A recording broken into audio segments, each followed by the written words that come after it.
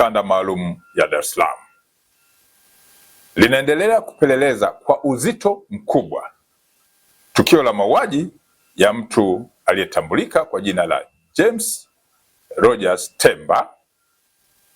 Huyu alikuwa ni mwanafunzi wa mwaka wa pili wa chuo cha usimamizi wa fedha yani IFM ambacho kipo jijini Dar es Salaam, ambaye mwili wake ulikutwa unaelea kwenye maji yaliyokuwa yanatiririka katika mto Msimbazi, eneo la Kipawa, Ilala, tarehe 30 mwezi wa 4 mwaka huu wa 2026, huku mwili huo ukiwa hauna kichwa. Polisi Dar es Salaam imewakamata watuhumiwa 4 ambao wanahojiwa kwa kina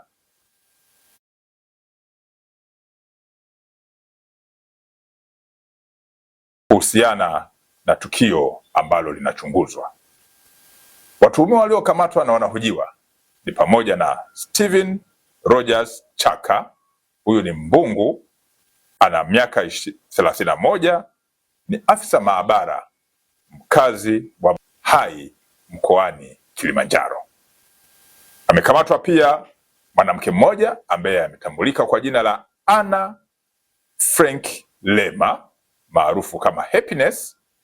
Huyu ni Mchaga mwenye umri wa miaka 30, lakini ni mkazi wa eneo la Tabata Chang'ombe. Amekamatwa pia mtu aliyefahamika kwa jina la Twalibu Hamisi maarufu kama Mputo mwenye umri wa miaka 23, mkazi wa Kigogo Kati, Kinondoni, jijini Dar es Salaam.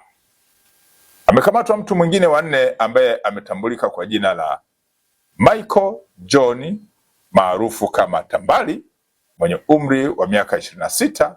Huyu ni mkazi wa Kigogo, Kinondoni, jijini Dar es Salaam.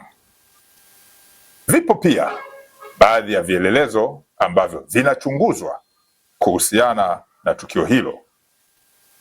Wito wa Jeshi la Polisi kanda maalum ya Dar es Salaam kwa wananchi kuwa watulivu ili kila aliyehusika, kulingana na ushahidi ambao unakusanywa na utakusanywa, aweze kuchukuliwa hatua za kisheria.